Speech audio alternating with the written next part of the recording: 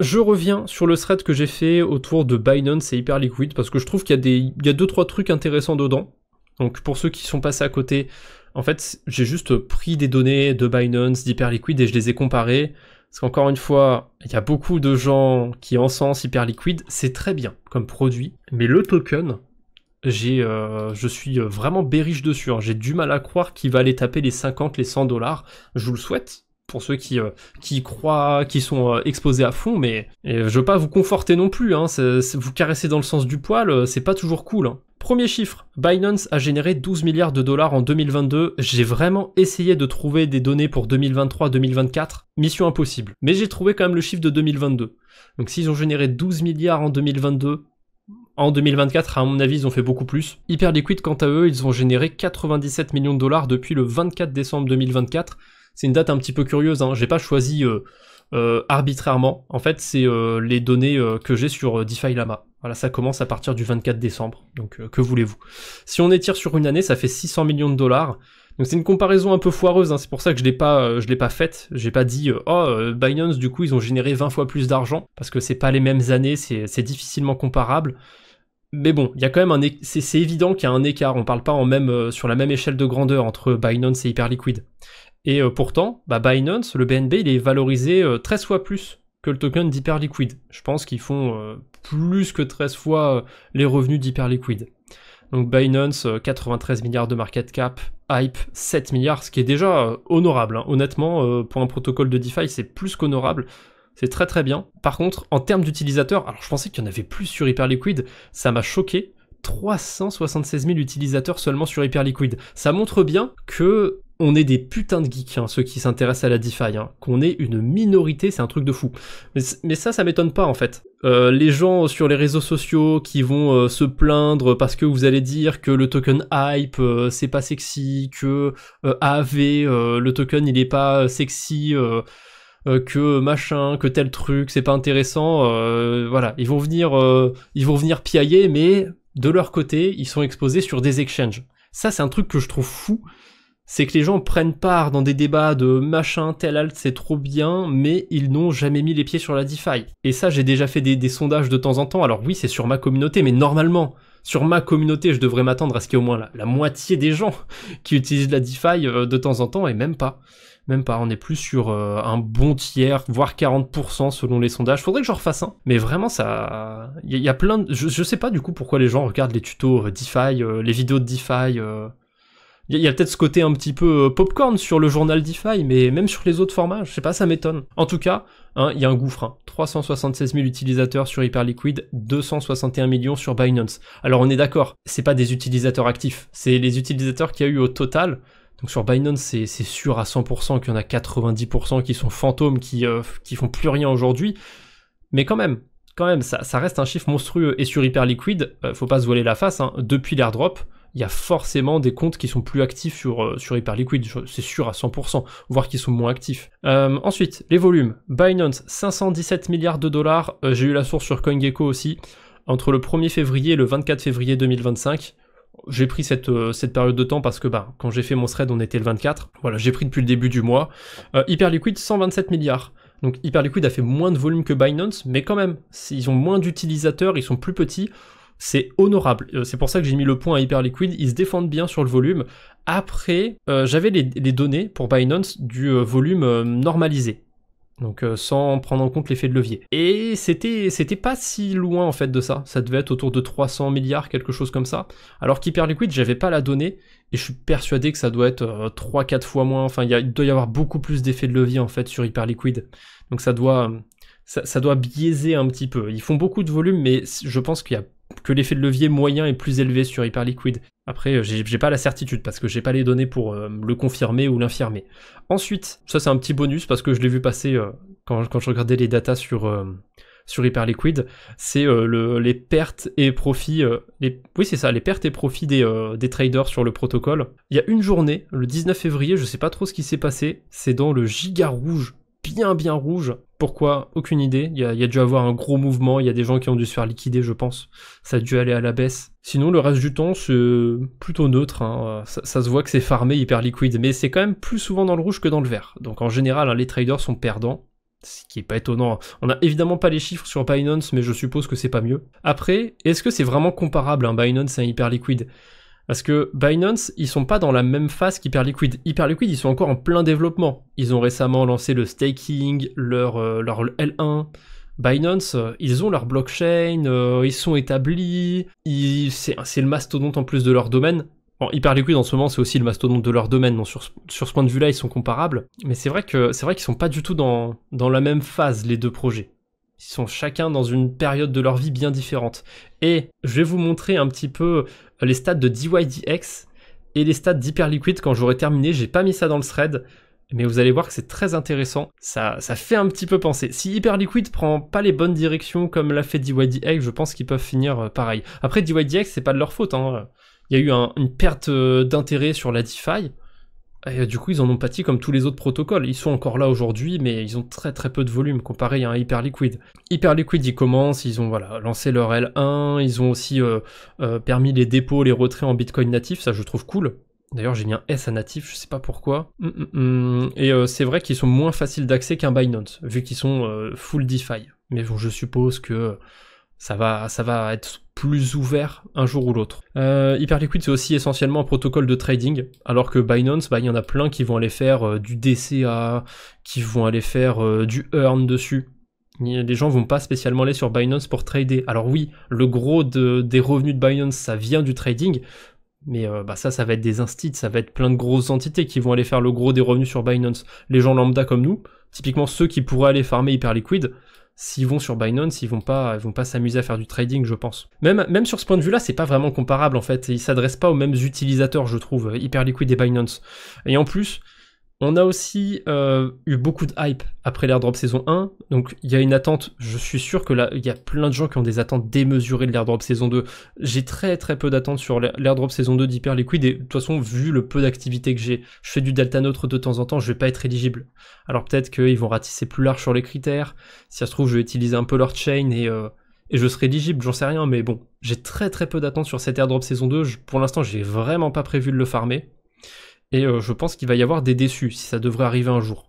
Donc difficile à comparer aussi, parce que comme il y a beaucoup d'attentes sur cet airdrop saison 2, c'est difficile de quantifier qui farm pour la saison 2 et qui utilise organiquement Hyperliquid, donc c'est vraiment mon avis, hein, c'est du ressenti, mais je pense que ça va finir par se voir tôt ou tard, cette hype. Je pense que ça va redescendre les stats du côté d'Hyperliquid, le temps le confirmera ou pas. Ensuite, bon là je dis que j'utilise plus les sexes depuis un petit moment, là c'est le moment où évidemment je me sens presque obligé de gratifier un peu Hyperliquid pour pas passer pour le relou du coin, mais c'est vrai que même si je me suis un peu obligé à faire ce passage là, ça reste sincère.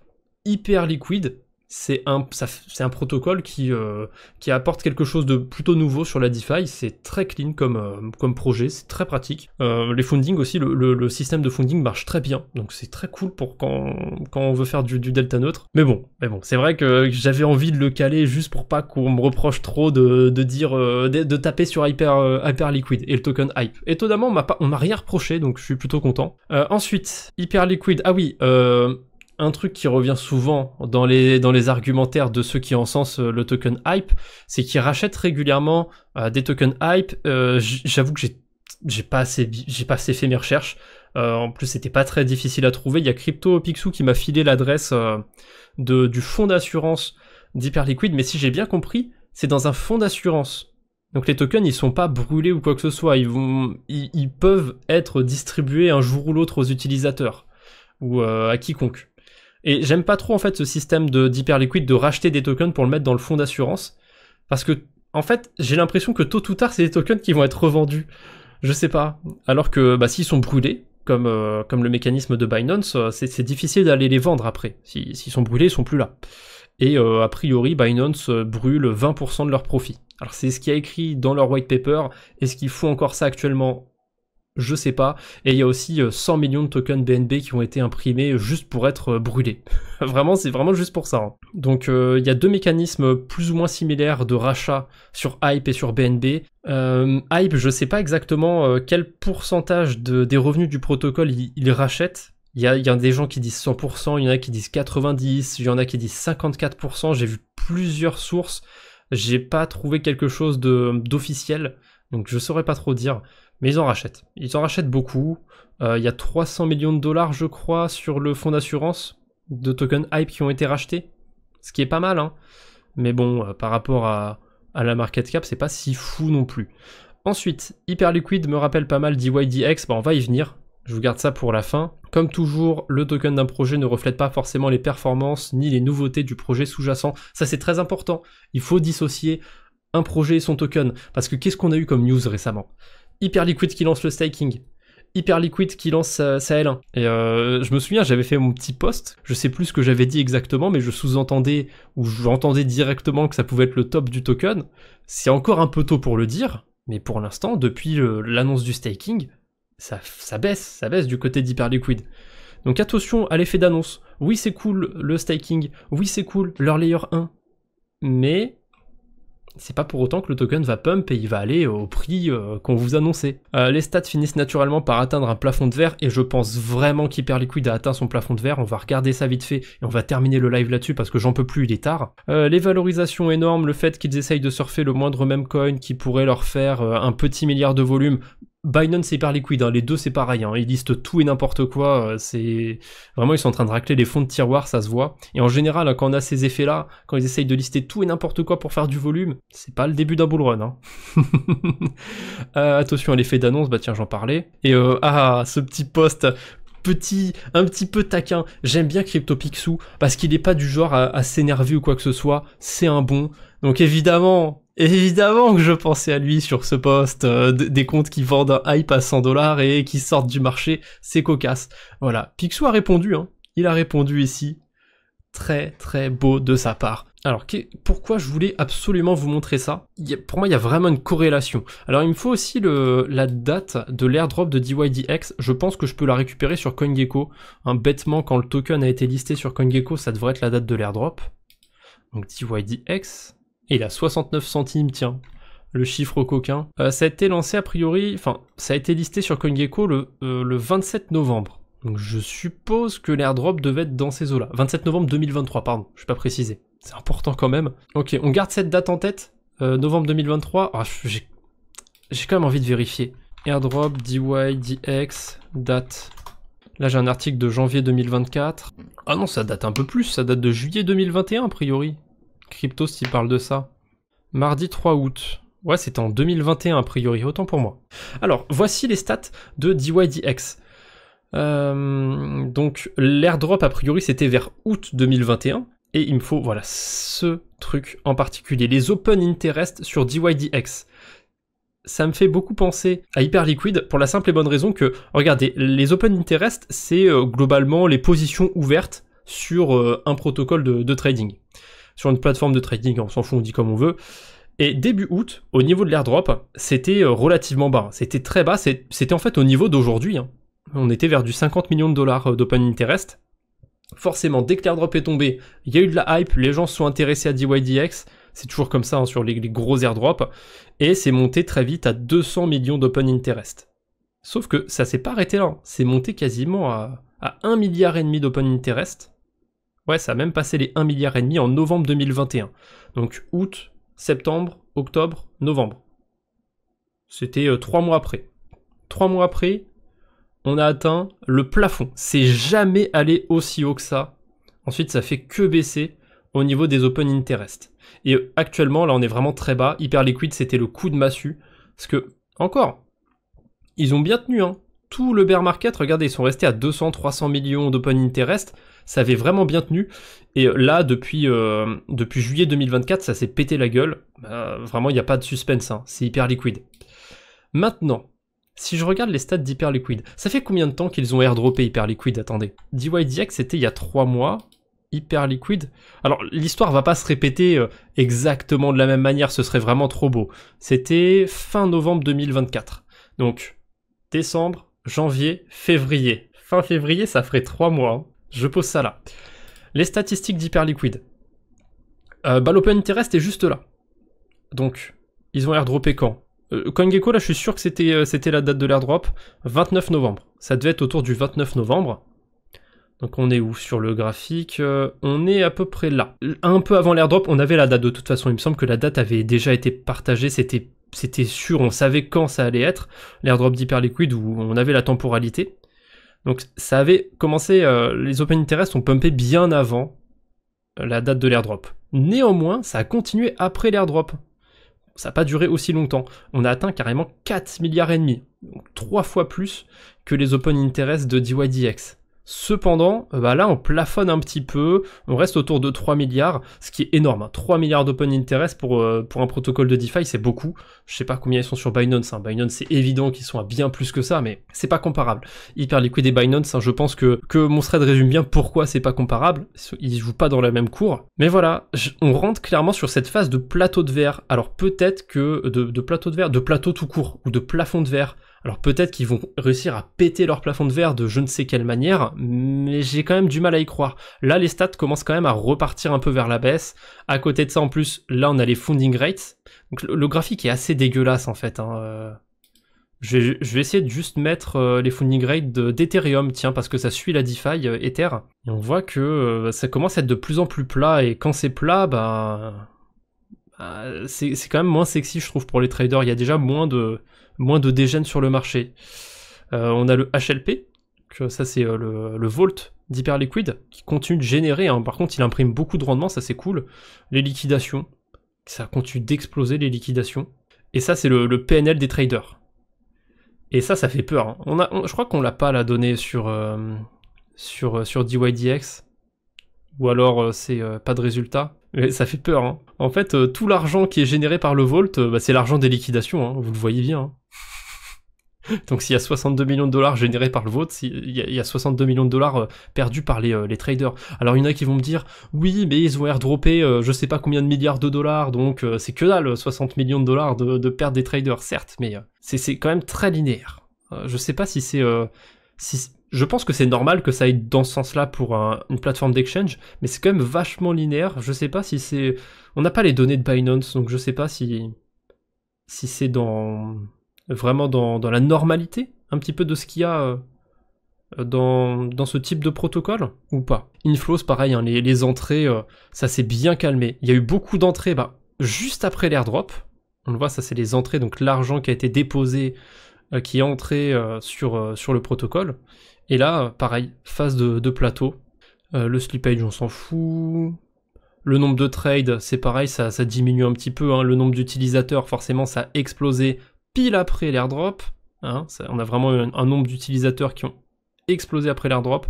Il y en a toujours beaucoup, hein, des nouveaux utilisateurs, mais ça se tasse un petit peu. Pareil, hein, on a trouvé un peu un plafond de verre ici. Ça va être à peu près autour de 1000 utilisateurs par jour. 1500. Pas grand chose à dire, à part que... ça se ressemble un peu, hein, avec DYDX. J'ai du mal à croire que ça et ça, ce soit pas un peu la même chose, hein. Same shit, hein. Les Open Interest, j'ai les flashbacks. Alors, j'ai pas vécu, j'ai jamais été trader ou quoi que ce soit. DYDX, je l'ai jamais utilisé d'ailleurs. Maintenant que j'y pense, j'ai jamais tradé sur DYDX. Donc, j'ai pas vécu, mais ouais, quand je compare les deux données, j'ai du mal à m'imaginer qu'Hyperliquid va faire autre chose que DYDX. Alors DYDX, ensuite, ce qui les a tués un petit peu, c'est le bear market, premièrement. 2022, c'était violent pour la DeFi. Et ensuite, ils sont partis sur l'écosystème Cosmos, sur leur blockchain, ce qui était pas si mal en fait. Pourquoi DYDX a fait ça? Il voulait en fait... c'est la même raison en fait pour laquelle Hyperliquid a lancé son layer 1. Ah voilà, c'est pour être moins dépendant d'un écosystème. En fait, ils veulent avoir le plus possible la main sur leurs produits. Donc, avoir leur blockchain, ça... En fait, ça fait sens. Donc DYDX, ils sont développés. Malheureusement... Le côté Cosmos, ça a pas du tout pris, il n'y a pas eu de portée. Alors oui, il y a eu Celestia et tout, il y a eu des petits moments de hype, mais ça s'est pas répercuté sur DYDX particulièrement. Alors que l'écosystème EVM, il est quand même assez fort, mine de rien. Alors, pas partout, surtout Arbitrum, Base, Optimism, hein, les classiques. Mais je pense qu'ils ont fait le bon choix de rester EVM compatible. Même si DYDX, on peut bridger facilement, on peut déposer depuis des blockchains EVM, je sais, m'embêtez pas, mais... Hyperliquid, ils sont quand même plus centrés sur cet écosystème et ils voient les choses plus larges aussi. DYDX, j'ai l'impression que c'est vraiment resté un protocole de trading et c'est que ça.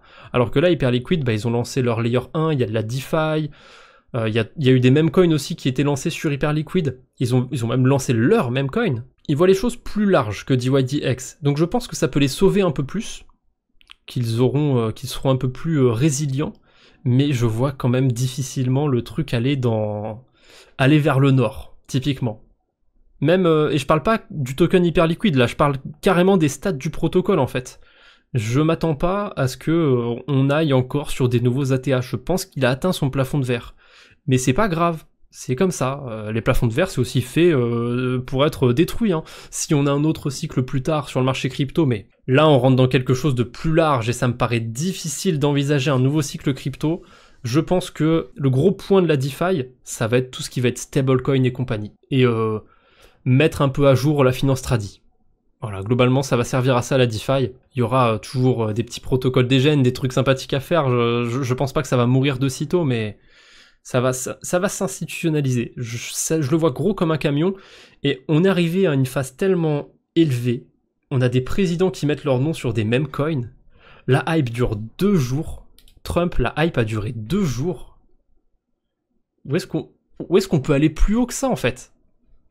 On n'est plus early sur le marché, déjà ça fait un moment, hein, c'était des mensonges les gens qui vous disaient en 2024 qu'on était early, ça se trouve je l'ai peut-être dit hein, dans mes vidéos, mais je sais plus si je l'ai dit, mais si je l'ai dit c'était un mensonge, on n'était pas early en 2024. Ouais, je sais, on termine pas sur des choses très positives, mais bon, c'est comme ça, c'est la vie, il faut savoir être réaliste de temps en temps. On s'est fait rug par des présidents, où est-ce qu'on peut aller, on peut plus aller plus loin que ça en fait.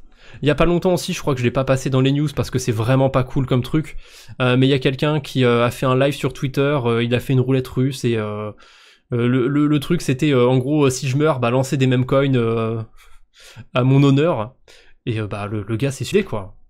C'est triste d'en arriver là. Hein. On a atteint l'excès, je pense, de ce marché, malheureusement. C'est comme ça, il y aura d'autres trucs qui verront le jour. Il y aura d'autres.